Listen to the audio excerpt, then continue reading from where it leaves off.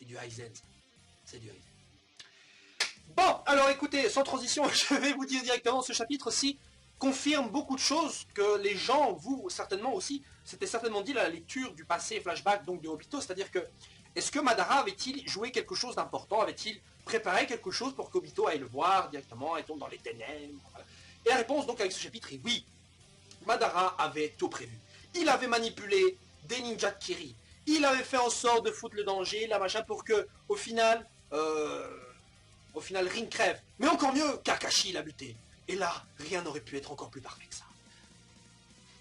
En fait, c'est un peu logique en même temps, parce que Zetsu avait bien dit d'ailleurs aussi, je comprends pourquoi Madara t'avait choisi. Mais on s'est dit à la première lecture, mais non, Madara l'a pas choisi, c'était par hasard qu'il était là. Eh ben non, pas par hasard. Alors pourquoi est-ce qu'il a été choisi? Soi-disant parce qu'il était gentil, nanana, donc plus il est gentil, techniquement, plus on peut le manipuler, donc la noirceur, si elle n'existe pas, on peut la créer, blablabla. Le même truc que lui-même a baratiné en fait à Sasuke limite, tu voyais. Donc de ce côté-là, Obito n'a ce qu'il mérite, hein, franchement, il n'a que ce qu'il mérite. Malheureusement, on pourrait peut-être avoir pitié de lui, voilà, mais voilà, c'est... Je veux dire, Kakashi, il a vécu plein de choses aussi, il a perdu des êtres chers à lui, mais c'est pas pour autant qu'il est tombé dans les ténèbres. Hein. J'aime bien dire tomber dans les ténèbres, ça fait ça ajoute un côté plutôt mélodramatique à la chose, mais on va plutôt dire aller dans le côté obscur de la force, quoi. Non, ça fait con. Non, on va dire on se transformer en méchant, voilà.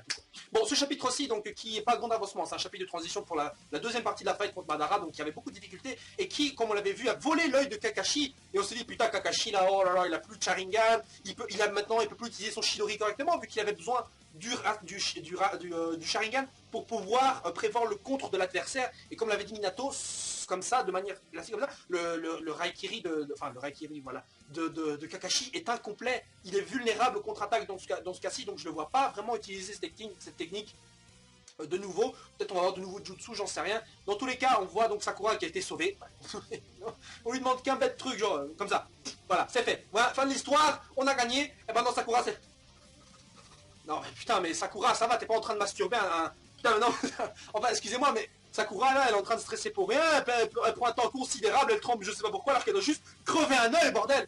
C'est pas Sasuke, putain, tu l'aimes pas, Obito. Pourquoi t'hésites? Mais bon, voilà, évidemment, elle se fait sauver par le Kamui, le Kamui d'Obito qui les renvoie dans l'autre dimension, rejoindront Kakashi, Sasuke et Naruto, donc après, on a une bonne réunion de l'équipe 7 avec, en plus, le professeur. Pendant ce temps, Madara donc, qui explique vite fait Obito que voilà, il avait un sceau maudit en lui qui était censé contrôler, l'empêcher de se suicider, machin, pour qu'il puisse pas disparaître vu que c'était un élément important, et que durant le combat contre Kakashi, voilà, il s'était fait enlever, transpercé, nanana. Donc voilà, pour moi, ça c'est du blabla, juste pour rajouter, combler des petits trous comme ça dans l'histoire, pour faire genre, tout a été prévu, parce que franchement là, c'était vraiment... J'ai vraiment l'impression que toute l'intrigue de Madara m'a été rajoutée à la dernière minute, quoi. Parce que Obito, encore, si c'était juste... Obito, il aurait... Obito qui devient méchant aurait été même beaucoup plus légitime si Kakashi avait tué Rin, mais vraiment à cause du monde de ninja classique. C'est-à-dire que les ninjas de Kiri, ils n'avaient pas vraiment besoin d'être manipulés. Voilà, ça aurait pu être limite un hasard et pas faire genre tout a été prévu. Mais bon, en fait, le motif, la raison pour laquelle on fait passer Madara pour le manipulateur, c'est pour que justement celui-ci soit plus légitime et soit plus crédible en tant que méchant. C'est-à-dire que grâce à tout cela, on fait en sorte, intuitivement, on imagine Madara, le mec qui manipule tout, le mec qui est derrière n'importe tout et n'importe quoi au niveau de tout ce qui se passe dans le monde des ninjas, vous vous rendez compte? Et c'est pour ça que, comme l'auteur l'a inséré dans l'histoire un peu trop tard, dans l'avant-dernier arc, ou le dernier arc, non, le dernier arc certainement, comme il l'a introduit un peu tard, et bien justement l'auteur s'est dit, il n'y a pas assez d'enjeux vis-à-vis de Madara, là c'est juste un méchant pour être méchant, mais il faudrait lui rajouter des trucs. Et donc, le fait qu'il manipule Obito, qui est tout prévu, tuer Rin, et nanana, tout ça lui donne justement plus de crédibilité en tant que méchant. En plus de ça, il faut dire que Madara, il connaît tout, il sait tout, il est fort, il est omnipotent, sans limite, je sais pas quoi. Enfin, bon, pas au point du Rikudo, mais quand même là, c'est le mec qui connaît toutes les techniques, il a connu toutes les personnes, il connaît tout. Voilà. Et donc... c'est pour ça que lui donner du poids en tant que méchant, ça lui donne cette aura-là qui lui manquait. Donc, si certains se posent des questions, je vais vous donner mon explication. Si elle vous va ou pas, vous pouvez également commenter dans la vidéo, je vous en empêche pas. Bon, alors après, évidemment, on a un petit point avec l'équipe 7, hein, c'est-à-dire que c'est vrai que tout à l'heure, avant que tout ce bordel commence après le retour de Sasuke, celui-ci avait dit je vais devenir Hokage. Et après on n'a pas vu ses véritables intentions. À ce moment-là, Sakura d'ailleurs n'était pas dupe. Et même Juko s'est même demandé oh putain c'est quoi les vrais motifs de... Qu'est-ce que tu veux Sasuke, je comprends pas, qu'est-ce que tu as de la tête. Et là Kakashi lui demande, bon Sasuke répond pas directement, donc ça veut dire qu'il y a une autre raison mystère derrière, ou peut-être pas, peut-être en fait il s'est juste dit non j'ai envie d'être gentil. Ou alors la réponse est tellement bête, j'en sais rien. Mais en tout cas voilà, on lui a posé la question, il répond pas, bon, Kakashi pousse pas. Et là on fait le point que j'ai toujours voulu voir, c'est-à-dire le point de chacun de ces trois protagonistes. C'est-à-dire Naruto, pourquoi veut-il devenir Hokage? Il voulait devenir Hokage pour être reconnu de tout le monde. Mais pourquoi il veut encore le devenir? Il est déjà reconnu par tout le monde et c'est un héros qui a déjà surpassé tous les Hokage à ce point-ci de l'histoire, il les a déjà surpassés. Hein, et je l'avais déjà dit, à un moment donné on va faire le point, mais pourquoi il a encore besoin d'être Hokage? Bon, pour Sakura, ça se voit que l'auteur là il s'est dit, putain merde, comment je vais faire le point? Elle a pas vraiment évolué. Elle a pas vraiment évolué, donc on va parler de ses sentiments. Voilà, bon, en même temps, c'était ça dès le début, t'es amoureux de Sasuke, donc là, on fait le point, oui, voilà, tu es plus trop amoureux, tu les elle essaie de te tuer, mais t'es plus trop amoureux comme avant, mais t'es amoureuse quand même. Voilà, c'est vraiment chiqué pour chiquer, quoi. Et Sasuke, à ce moment-là, on s'est dit, voilà, tu as déjà tué ton frère, mais qu'est-ce que tu vas faire maintenant? Donc voilà, on lui demande, quel est ton rêve? Quel est ton rêve? C'est une question, effectivement, au-delà d'être Hokage, il y a une autre idée derrière, celui de créer effectivement un nouveau système ninja, et si c'était ça la réponse, Sasuke l'aurait déjà dit, parce que de toute façon, juste avant, il a dit plusieurs fois, je ne vais pas mourir, je peux encore créer un nouveau système, un nouveau village, ou un truc comme ça. Donc pourquoi pas? Pourquoi pas? Orochimaru l'a bien fait, lui, il a créé le village d'Oto. Donc pourquoi pas Sasuke? Bon. Alors après, le petit point noir que certains ont relevé dans ce chapitre,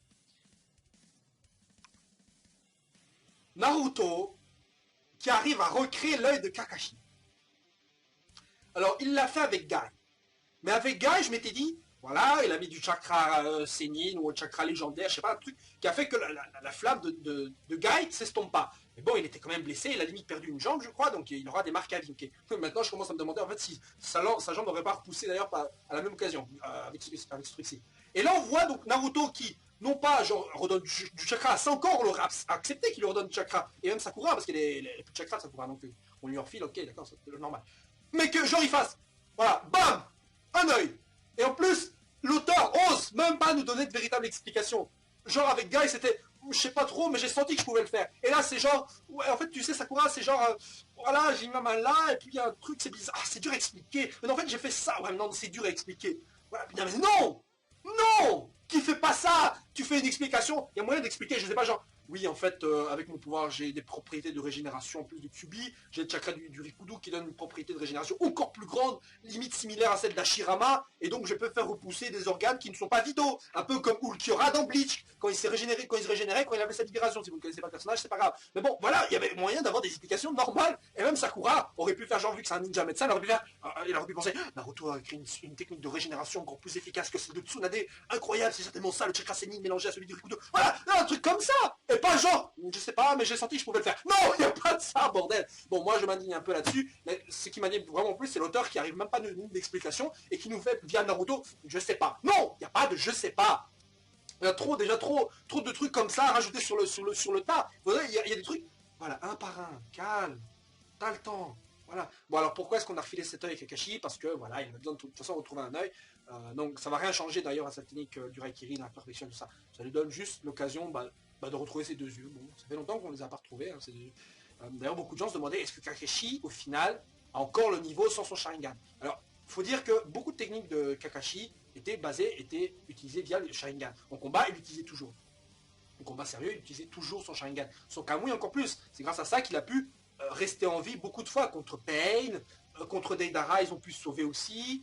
Alors, il y a beaucoup de choses. Bon, vous savez, tout au début de Naruto Shippuden, là, quand il y avait l'explosion d'Aidara et tout, il a sauvé Guy, lui, Sakura et les autres, avec son Kamui. Donc il y a plusieurs choses avec son Kamui qui auraient pu ne pas se... sans son Kamui, Kakashi aurait certainement été mort. Ça, c'est évident. C'est évident aujourd'hui, Kakashi serait mort sans son Sharingan. Et là, de toute façon, il aurait même plus fait le poids contre Guy. Là, Guy le surpasse dans tous les points. De ce côté-ci, Guy le surpasse dans tous les points, et de tous les côtés. Et c'est vraiment dommage... c'est vraiment dommage que Kakashi perde son Sharingan. Est-ce qu'il va le retrouver? Je ne sais pas, parce qu'on n'a pas encore le statut des deux Kamui qui va rester. Qu'est-ce qu'il va en faire? Est-ce que Madara va le garder? Parce que bon, c'est pas non plus ce qui arrive à Obito, là. Il est resté avec lui, et là on voit quelqu'un qui revient. Mais attends, quelqu'un qui se fait téléporter comme ça, la seule manière... Enfin, vous savez, parce qu'à la fin du chapitre, on voit quelqu'un revenir dans leur dimension. Et la seule manière dont ce soit possible, c'est soit utiliser le Kamui, c'est-à-dire qu'un des deux l'a utilisé, soit Madara toujours avec l'œil, soit Obito qui l'a renvoyé ou qui se sauve lui-même, mais vu la position, il a peut-être renvoyé Madara, mais s'il a renvoyé Madara, c'est qu'il se fait manipuler, et s'il se fait manipuler, est-ce qu'on aura un combat Madara-Obito contre le Team 7? Je sais pas, mais qu'est-ce qu'il a fait, Madara? Je sais pas, ou alors il a absorbé la capacité, un truc de malade. Mais bon, bref. D'ailleurs, comme on soupçonnait, Obito d'ailleurs avait confirmé que le pouvoir de Dojutsu ne s'utilise au full potentiel qu'avec les deux réunis. Un Sharingan n'utilise son full potentiel que quand les deux sont réunis. Et là c'est pareil. Le Rinnegan, son potentiel total est utilisé quand il y a justement son autre Rinnegan. quand l'autre Rinnegan réuni. Donc il peut devenir encore plus puissant. Et là, Madara est en train de récupérer, j'imagine, avait récupéré le chakra que lui avait volé vite fait Obito, je sais pas. Donc je sais pas encore, mais il sera full power. Là on aura Madara full power, les deux yeux, tout le chakra est réuni, le Jubi en lui, voilà. Le truc ultime quoi. Et je me suis dit, attends, Sasuke il a le chakra du Rikudo, Naruto il a le chakra du Rikudo. Qu'est-ce que va servir Sakura dans ce truc là? Elle va faire le backup. Elle va faire le et Kakashi, bah il est plus en Sharingan, il n'est pas vraiment utile dans ce combat, il sera plus une gêne qu'autre chose. Parce que voilà, bon, la technique la plus puissante les techniques les plus mortelles de Kakashi, c'était le Kamui et le Raikiri. Et ben, il peut plus utiliser le Raikiri sans Sharingan, ou alors l'utiliser mais vraiment en tant que technique chirurgicale, mais vraiment quand il est sûr, quand il n'y a pas de contre en face, mais là c'est Madara, il avait le Sharingan, et là il a le Rinnegan, voilà, contre lui ça ne marchera pas. Donc, de ce côté-là, je me dis, Kakashi, son rôle, il peut faire des invocations. Ouais, en dehors de ça, il peut pas faire grand chose maintenant, Kakashi. Donc les deux seront en stand-by et on aura donc encore une fois Naruto et Sasuke qui vont gérer. Quoi. Là, il aura un jeu égal entre eux. Voilà, sur ce, les gens, dans ce prochain chapitre pour voir le destin d'Obito et pour voir peut-être encore une fois Sakura se faire sauver de toutes les parts. Hein. Voilà. Sur ce, c'est ça.